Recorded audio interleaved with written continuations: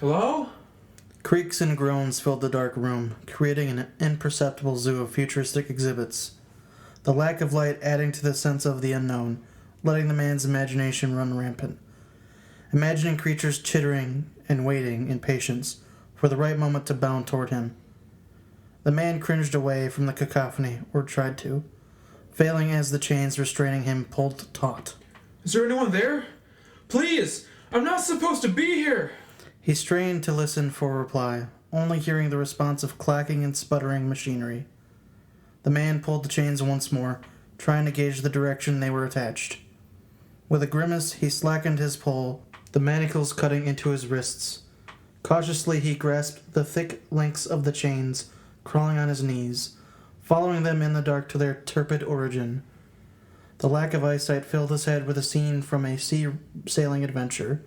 The pirate scaling the anchor chain to his freedom, the depthless ocean of the night cascading over him in a waterfall of hopeful deception. His imagination changed, shifting from fear and desperation to childhood bliss of long, sun-soaked days filled with happiness and carelessness. The man realized, coming to, that he in fact had stopped moving toward the origin, that he was unsure if he wanted to know if there was a way to be free of the unknown situation, or if this would be best. Why am I here? He had an upbringing comparable to that of a Persian prince, pampered to the point of ignorance. The sense of entitlement received from all of those around him, a grandiose picture of life as it unfolded through his eyes. He felt the heat of the long days at the family country club beat down on his arms through the years, then eventually playing in his teens. Taking advantage of the greens to enjoy the long weeks he skipped out of school that was paid for through the labor of acquiescence domestics within the family employment.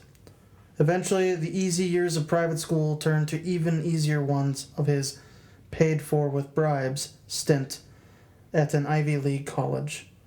Following in his father's footsteps as a lawyer for fat cat corporate owners and hotshot celebrity rapscallions never seemed like something he wanted to do, but did so because it wasn't coming from his own pockets.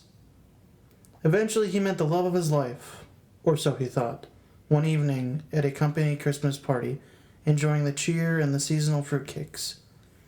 Her silken blonde hair teased him, accentuated by her protuberant curves, their eyes meeting across the room as her father proposed a business proposition to the board of directors of the law firm.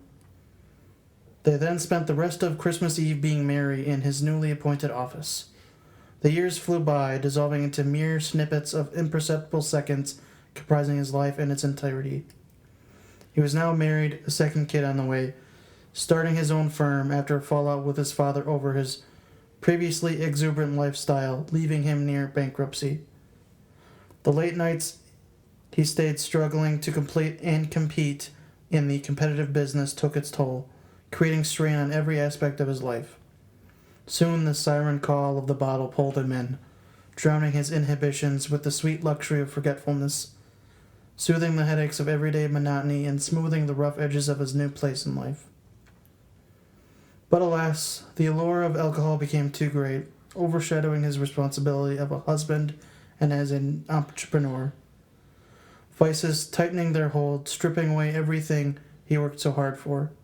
Late nights at the office turned to easy mornings strung out in the back seat of his Lincoln, hallucinating sweet nothingness. The deterioration of his practice mirroring the descent of the sacred oath of matrimony promised between him and his wife. Missed birthdays and anniversaries soon were joined by holidays of joy and cheer. Sleeping in separate beds became more frequent as he sought comfort in the arms of someone new. Life as he was used to came to a crescendo of disparity, crashing from the highest low point to the bottom of desolation. His memory strained as he tried to recollect the most recent fight, the moment of his isolation. For the last time, I was at the office. You know I would live for this family. That's always your response. It's the same excuse every time. You miss a birthday or a dinner party or even a simple parent-teacher conference. I have to do all of that alone. How do you think we pay for all the pedicures you get or the private school we send our kids to? I don't see you pulling your own weight in this. I am the only thing holding this family together. If you spent half the time with your son at baseball practice as you do at the bar, maybe you would be happier with the person you could be instead of the person you've become. I am fine with who I am. Maybe you should be happy with the life I provide you and the children. I can see past the facade of the outgoing family man. You must be oblivious if you think that I can't see the smudge on your neck or smell the perfume on your collar. I don't need this. I don't need you breathing down my neck when I can finally make it home. What I need is for you to make goddamn food on the table, a beer in my hand, and last of all, for you to shut the hell up.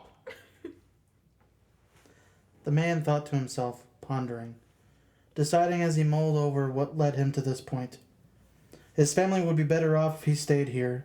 In the dark abyss of the sun-soaked sandy beaches, the chain slipped from his fingers, slowly falling to the ground. The surrounding noises engulfed him in the newfound tranquility.